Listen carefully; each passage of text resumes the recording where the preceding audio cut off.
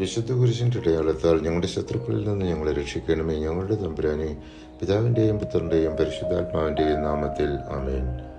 യേശയ്യാ 8-ാം അധ്യായത്തിൽ അസിറിയ രാജ്യത്തിൻ്റെ അധിനിവേശവും ദൈവത്തിൻ്റെ മുന്നറിയിപ്പിനെയും കുറിച്ചുള്ള പ്രവചനമാണ്. യേശയ്യായ്ക്ക് മഹേർ ഷലാൽ ഹസ്ബസ് എന്ന പേരിൽ ഒരു മകനെ ജനിപ്പിക്കാൻ ദൈവം കൽപ്പിക്കുന്നു. അതിൻ്റെ അർത്ഥം കൊള്ളവേഗം, ഇരപിടി വേഗം എന്നതാണ്. അസിറിയ ഉടൻ തന്നെ ഇസ്രായേലിനെയും സിറിയയെയും ആക്രമിക്കുമെന്ന് സൂചിപ്പിക്കുന്നു. ദൈവം തൻ്റെ ജനത്തിന് മുന്നറിയിപ്പ് നൽകുന്നു. അവർ ദൈവത്തിൽ ആശ്രയിക്കാതെ മനുഷ്യരുടെ കൂട്ടുകെട്ടുകളിൽ ആശ്രയിച്ചാൽ നാശം വരും.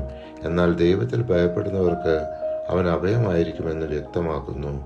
9-ാം അധ്യായത്തിൽ മിശിഹായുടെ ജനനം, അവൻ്റെ ദിവ്യാധികാരം, ദൈവത്തിൻ്റെ ജനത്തിന് ലഭിക്കുന്ന പ്രകാശം എന്നിവയെക്കുറിച്ചുള്ള പ്രവചനമാണ്. ഇരുട്ടിൽ നടക്കുന്ന ജനങ്ങൾ ഒരു വലിയ പ്രകാശം കാണും. ദൈവം അവർക്ക് രക്ഷയും സമാധാനവും നൽകും. ഞങ്ങൾക്കൊരു ശിശു ജനിച്ചു എന്ന പ്രസിദ്ധമായ വചനത്തിലൂടെ നമ്മുടെ കർത്താവായ ഈശോ മിശിഹായുടെ ജനനം പ്രവചിക്കപ്പെടുന്നു. അതോടൊപ്പം ഇസ്രായേലിൻ്റെ അഹങ്കാരവും ദുഷ്ടതയും കാരണം ദൈവത്തിൻ്റെ ശിക്ഷയും ഇവിടെ പ്രഖ്യാപിക്കുന്നു. എന്തെന്നാൽ നമുക്കൊരു ശിശു ജനിച്ചിരിക്കുന്നു, നമുക്കൊരു പുത്രൻ നൽകപ്പെട്ടിരിക്കുന്നു, ആധിപത്യം അവൻ്റെ ചുമലിലായിരിക്കും. വിസ്മരണീയനായ ഒരു ഉപദേഷ്ടാവ്, ശക്തനായ ദൈവം, നിത്യനായ പിതാവ്, സമാധാനത്തിൻ്റെ രാജാവ് എന്നവൻ വിളിക്കപ്പെടും. യേശയ്യാ 9-ാം അധ്യായം 6-ാം തിരുവചനം.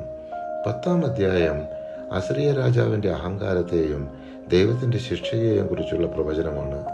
അവരുടെ അഹങ്കാരവും ക്രൂരതയും കാരണം അവർക്ക് ശിക്ഷ വരുമെന്നും ദൈവം തൻ്റെ ശേഷിക്കുന്ന ജനത്തെ രക്ഷിക്കുകയും കരുണയോടെ നിലനിർത്തുകയും ചെയ്യുമെന്ന് വ്യക്തമാക്കുന്നു.